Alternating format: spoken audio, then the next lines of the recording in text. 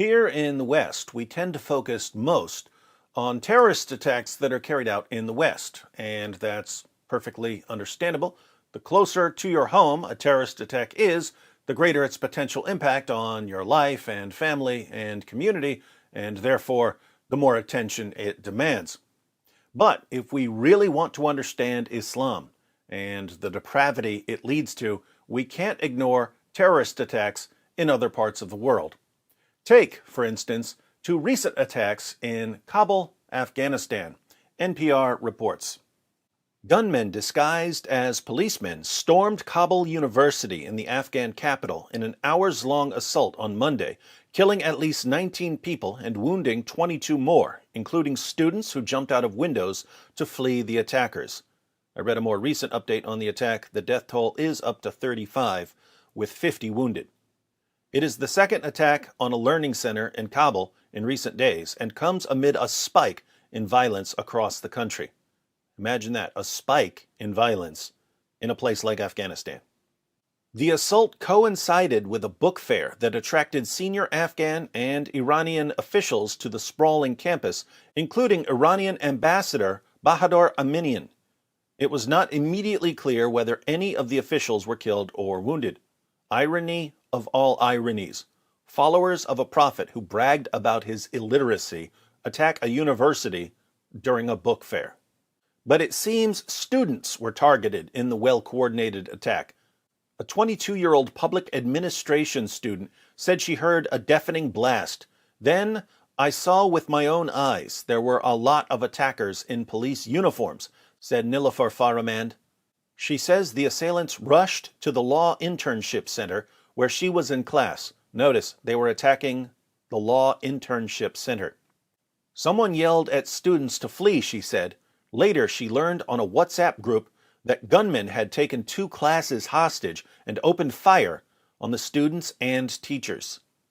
Some students jumped out of their second-floor class windows to flee the gunmen, she said. Other students scaled over high university walls to flee the attackers, and at least 2 were admitted into a hospital, said Marco Puntin of the medical aid group Emergency, which runs several faculties across Afghanistan. If there's one thing they need in Afghanistan, it's a lot of medical aid due to the never-ending terrorist attacks. Graphic photographs of the carnage were uploaded by Afghan reporters, suggesting the extent of the horror within the university's classrooms. One showed young men curled into a corner, blood pooled around them amid upturned chairs. The Islamic State claimed responsibility for Monday's attack, the second it has carried out in Kabul in less than 10 days, after a suicide bomber late last month blew himself up outside an education center, killing more than 20 people, including many students. ISIS also claimed responsibility for that attack, which was effectively a copycat of a 2018 attack by the extremist group on an education center that killed dozens of teenagers who were studying for university entrance exams. The ISIS claim says 2 of its fighters attacked a group of graduating judges and investigators with their weapons and gunfire. They claim they hit 80 people who had rejected Islam. The leaders of ISIS are focused on long-term victory. They don't just want to slaughter judges and politicians and investigators. They want to slaughter the next generation of judges and politicians and investigators before these future judges and politicians and investigators can ever get in Islam's way. So they keep attacking students. Americans and Europeans are shocked when jihadis kill Christians attending church or people out for a meal.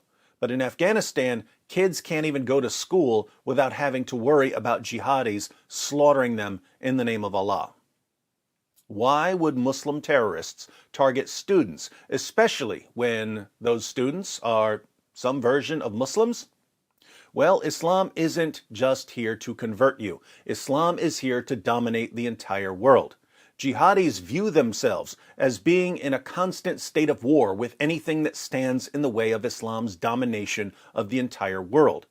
And if you're a non-Muslim, or even a Muslim from the wrong sect of Islam, or even a Muslim from the right sect of Islam, but you're fighting for the wrong team, then you are a target. And the Quran makes it extremely easy to justify killing just about anyone. In Surah 4, verse 65 of the Quran, Allah declares, "But know, by your Lord, they can have no faith until they make you, O Muhammad, judge in all disputes between them, and find in themselves no resistance against your decisions, and accept them with full submission." Notice, Islam means submission. But you submit to Allah by submitting to Muhammad, and you submit to Muhammad by mindlessly agreeing with everything he says. If you don't make Muhammad judge in all your disputes, if you find in yourself any resistance against Muhammad's decisions, you have no real Islamic faith. You're not a real Muslim. You're either an unbeliever or a hypocrite. And what does Allah say about unbelievers and hypocrites? O Prophet Muhammad, strive hard against the disbelievers and the hypocrites, and be harsh against them. Their abode is hell, and worst indeed is that destination. The Arabic here for strive is wage jihad. Wage jihad not only against unbelievers, people who don't believe in Islam, but also against hypocrites, people who believe in Islam but who aren't following it properly. This is, of course, a recipe for endless bloodshed, because one Muslim group will always be able to point to another Muslim group and say, "You're not following Islam properly, so I'm commanded to fight you just as I'm commanded to fight the unbelievers." So, attacks against non-Muslims will continue. Attacks against Muslims will continue. If jihadis don't have the resources to march in and subjugate an area, they'll focus on destabilizing it. They'll try to keep the area as weak as possible until they are able to march in and subjugate it as Allah commands. If you want to understand how far jihadis are willing to go in their efforts to violently subjugate the entire world, if you want to know what the future holds if Islam continues to spread, there's no better place to look than Afghanistan.